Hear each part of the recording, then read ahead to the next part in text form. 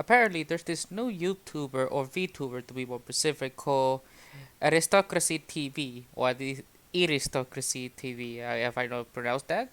But this is a VTuber who apparently is basically a Zionist.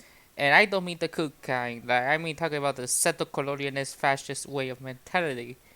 So yeah, so I'm going to explain why colonialism and imperialism is wrong, and why aristocracy is basically an idiot when it comes to this type of arguments.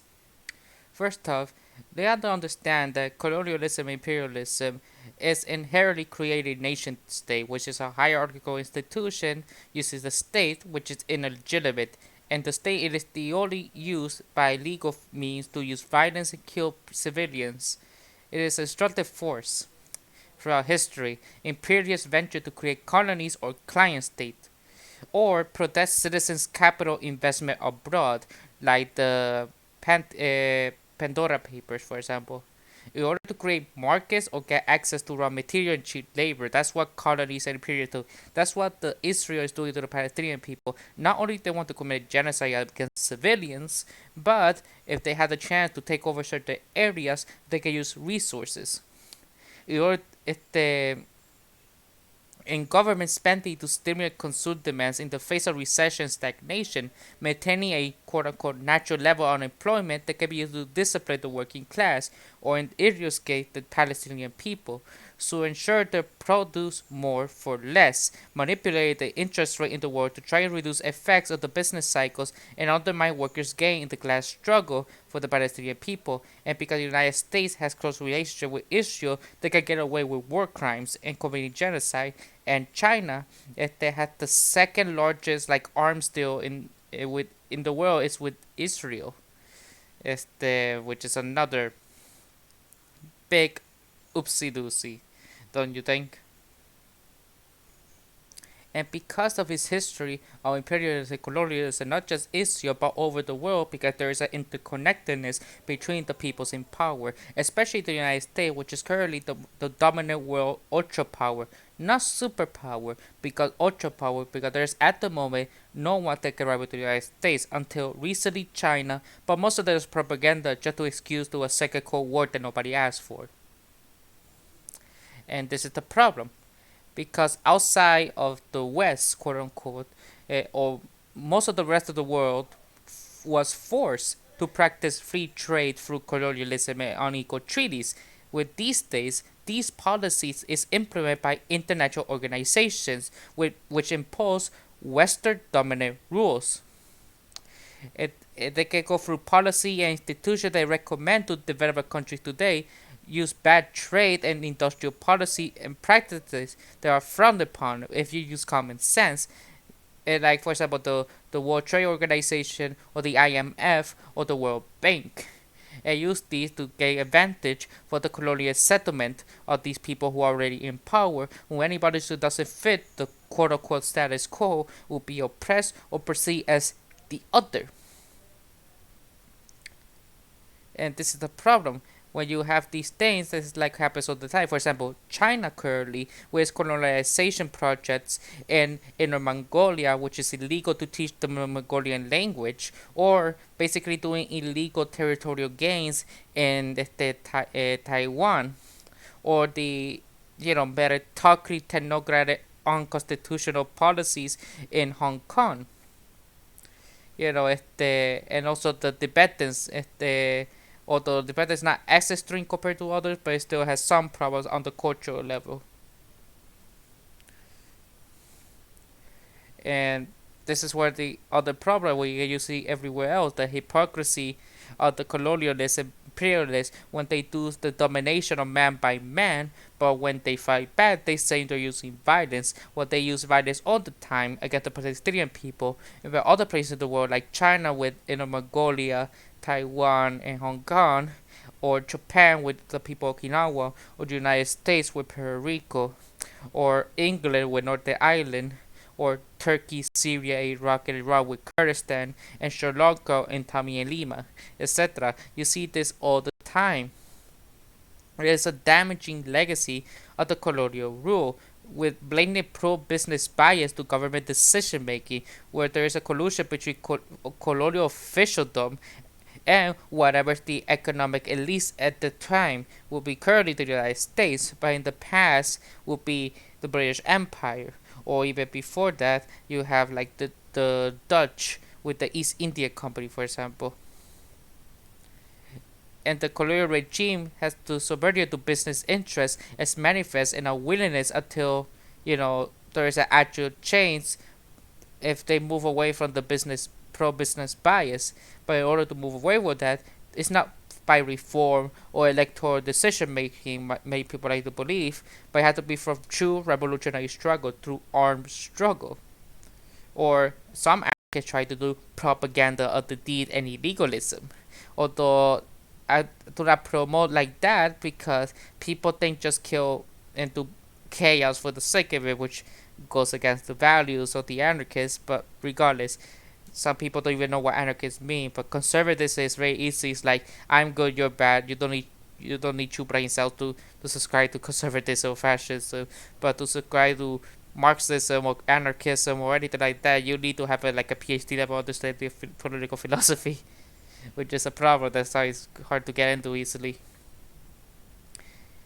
And the colonial governments has continued to play a direct crucial role in every significant economic participant, besides control of various resources, whatever the regime is. So in this case, Israel to the Palestinian people, the regime and or the relevant legal, political, social institution and process also directly shape economic behavior and social development, which is that's why currently Israel is an apartheid state, where there is a segregation not only between the Palestinian and the Israeli people, but among the religious society, the segregation between the sexes of man and woman. And even if it's a liberal democracy, quote unquote democracy, it's still a colonial dictatorship run by political parties who are interests of the capitalist class. Or in this way, it's like if you want to be more technical, like right-wing libertarians or the classical liberalism, whatever you want to call it, who still believe that the free market, quote unquote, at least under the capitalist definition of it, is somehow good, while in reality it is a complete horseshit disaster. Like, I cannot stress that shit enough. We need to abolish capitalism, hierarchy, the states, and all forms of centralized authority as illegitimate and unnecessary. Seriously, like, it is a complete other dog shit. We need to start these new competitors and resource raw material, especially during the climate change that was achieved by colonialism. I think what's best emphasized was Peter Kropotkin, that he said industries of all kinds decentralized are scattered all over the globe and everywhere in variety and integrated variety of trades grows in civilization. Each nation becomes in the terms of manufacturing nation. For each newcomer, the first step only are difficult. The fact is so well felt, if not understood, that a race of colony that become the distinct feature of the last 20 years. Each nation will have her own colonies, but colonies will not help. That is for me what the perfect representation of what's going on in Israel against the Palestinian people, because it's using the same reasoning, same logic as other countries use. The United States with the indigenous people, the British Empire, the French Empire, the Spanish Empire, the many Chinese dynasties, etc. Imperialism and colonialism, it is inherently fascistic in nature. It is oppressive. And even when they talk about, well, Israel is one of the richest countries in the world, blah blah, they use extreme forms of exploitation in order to achieve that. It actually hinders industrialization in two ways. First was direct colonialization, a system which has technically effectively ended, while reality no is. Look at Puerto Rico, look at Palestine, look at Okinawa, look at Hong Kong, look at Hawaii, look at Kurdistan, Tommy Eliva, and Northern Ireland, at the Amasiland, etc. And second, indirect means namely the extraction of profit by international big businesses, a directly dominant country that can be stopped from developing industry and be forced to specialize as a provider of material. This was the aim of classic quote-unquote imperialism with empire colonial wars. By means of colonialization, the imperialist powers ensure the less developed nations stay that way. Look at Haiti. So ensuring one less competitor as well as favorably access to raw materials and cheap labor. And look at social democracy. In order to become the most left-wing countries that still hold capitalism, they still had to suppress and exploit the global south in order to achieve what they had to achieve. That's why Elisa Rickless rightly called this process creating colonies of exploitation. Again, Aristocracy TV. I don't know why you think the situation of the Israel-Palestinian relation, the concept of colonialism and imperialism is somehow a good thing. Even Ban Empanada, who did a video about you, I think 2 videos if I'm not mistaken, or 1 video I think. It's like, why? If for a VTuber, this doesn't even help. This is not the first time people promote fascist or monarchist views using what is considered trendy. Look at the US military trying to use animation. It's like, or the CIA is like, I'm a person of color LGBT with insert mental health here. Right? I can work with the CIA, the same group that had done horrible things. If you want detail about the horrible things the CIA has done, I recommend you books by William Blum, Killing Hope and Rogue State. That's everything you need to know is right there. And even if Israel goes to war with Palestine, goes to any other war, because under imperialist and colonialist mentality, major imperialist power wants the competition for market and colony reach a point where they cannot be settled peacefully. Okay? It becomes just like the medieval days fighting for kings, but instead of kings, just replace that with president, prime minister. Anybody who is rich, basically, anybody who is in the upper class, which currently the whole planet, only 20% of the population is upper class. And in the United States, only 25% of the population is upper class. If you don't know what upper class, basically, in the United States at least, the richest, most powerful country in the world, you have to earn at the bare minimum like $78 something thousand a year to be classified as upper class. So if you earn that amount of money, your family earns that amount of money, no matter how, no matter legally or illegally, you are technically speaking upper class.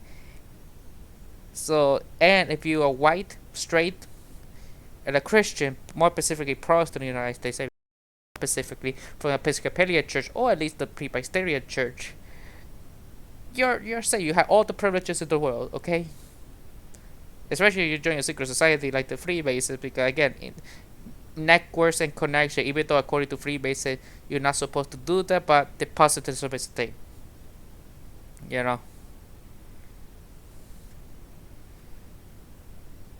Come on. And current, and not just Israel, this is globally, current imperialism is caused by it always serve the needs and interests of capital. If imperialism were bad for business, the business class will oppose it. But they do not. That's why not only the Israel occupation of apartheid not only is a horrible thing, it actually benefits the people in power.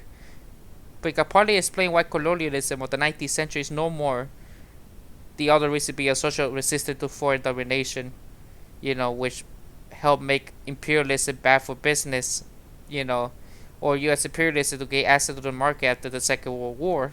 There are more cost-effective means than direct colonialism to ensure the underdeveloped countries remain open to exploitation by foreign capital. Other costs assess the benefits colonialist imperialists change into neocolonialism of multinationals, political influence, and the threat of force, like Israel is doing, where they actually bomb people. Like, not that long ago, they bombed the headquarters of Associated Press. And still, they're trying to blame it was just an accident. They were intent to kill Palestinians. And yet, nobody dares to question because his best friend is what else? The United States, the world police. not forget that any change in imperialism relates to change in underlying economic systems, so the changing nature of modern imperialism can be roughly linked to developments within the capitalist economy. Are you still with me, Aristocracy TV, if somehow you are watching this? And this can be done directly by means of evasion and colonies, or in Israel's case, just bomb the place. Not straight up evasion, but if they want to, they can. Or interact by means of economic and political power. And when it comes to political power, there is the segregation of the Palestinian-Israeli people. Just like Jim Crow in the United States or apartheid South Africa. Which method is used to depend on the specific circumstances facing the countries in question. It also depends on the balance of class forces within each country as well. For example, when a nation with a military working class will be less likely to pursue a war policy due to the social costs involved, for example the United States shortly after World War II, but before the War of Vietnam. However, the aim of imperialism is always to enrich and empower the capitalist and bureaucratic classes.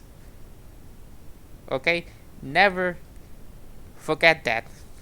It also needs a powerful state to protect its international trade, like its trade to the United States, to World Bank, to IMF, to the World Trade Organization, China, to England, etc., to conquer colonies and fight to control over the world market. The absolute state was to actively implement, help, and develop capitalist trade and industry. That's why the first industrial nation was Britain, because of its imperialist nature of mercantilism and crush its rivals, using horrific oppressive means. Look at the Irish. What horrible human crimes against humanity the British Empire and the Crown did to the Irish people and the Bengali people and the people of India, and the Mau Mau uprising, etc.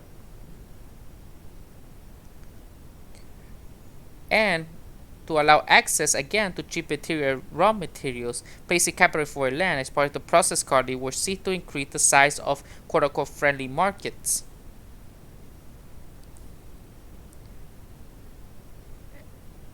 And to remember, this type of colonial imperialism where we see Israel to the Palestinian people is nothing new. It can be as go as far back at the least as the 19th century by the industrialized nations. So, understand this, you are completely wrong how imperialism and colonialism and the relationship of the Israeli and Palestinian people work. This is not what you think is somehow beneficial. It's actually bad, and it's so bad that it's, oh my god, how?